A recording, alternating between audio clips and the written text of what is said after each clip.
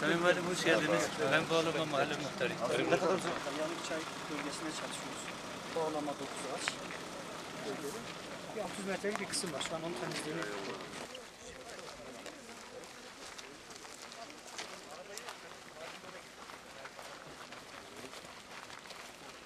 Bizim köye geliyor. Yemişlik'e Bağlama.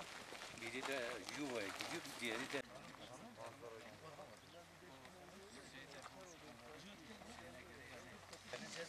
şeyine göre diyor.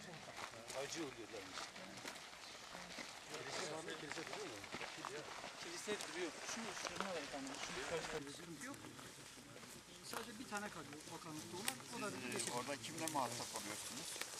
Alman Bey'le hiç görmüyorsunuz. görüşü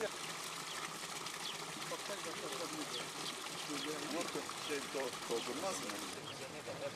Hepsi kaldı. Nerede? Bu da bu yukarıda da kusunun başında.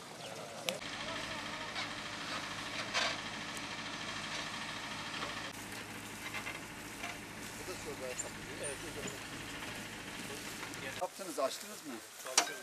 He? Bir arası. Ama bu sadece bizim köyün arazileri için. Pandemi süresince dışarı çıkmanın tek istisnası tarımdır. Yani biz baştan beri tarıma ve bağ bahçede çalışanlara hiçbir kısıtlama getirmedik ve hatta teşvik ediyoruz yani. 10 gündür bu bölgede bir ekibimiz çalışıyor. Ama sona gelindi buradaki çalışmalar ama inşallah diğer köylerimizde de diğer ilçelerimizde de çalışmalarımız devam ediyor. Daha çok ağırlığı tarımsala verdik ve şu an Yol Daire Başkanlığımızın iş makinelerinin büyük bir kısmı köylerimizde sulama kanalları açma işiyle uğraşmakta.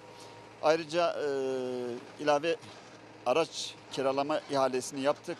Bugün bitti. Onlar da inşallah bayramdan sonra hızlı bir şekilde başlayacaklar. Yani biz bu sene bütün arazilerimizin ekilmesi için vatandaşımıza yardımcı olmaya çalışıyoruz ve bütün vatandaşlarımızı yani balkonundaki saksı bile boş bırakmamaları gerektiğini, bu pandemiden sonra dünyada tarımın çok daha önemli bir noktaya geleceğini ve tarımsal ürünlerine hem bizim hem dünyanın ihtiyacı olacağını inşallah bu sene bizim bölgemiz hem yağışlar açısından verimli geçti.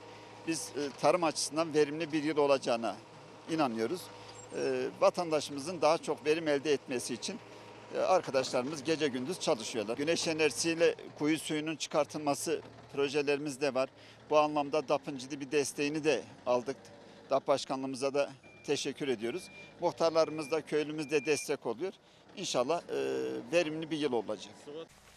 Çaldıran'da bir şeyimiz var. Çaldıran'da Çaldıran'da da her taraf su. evet, Çaldıran'da yok. Yani. Onun şeyi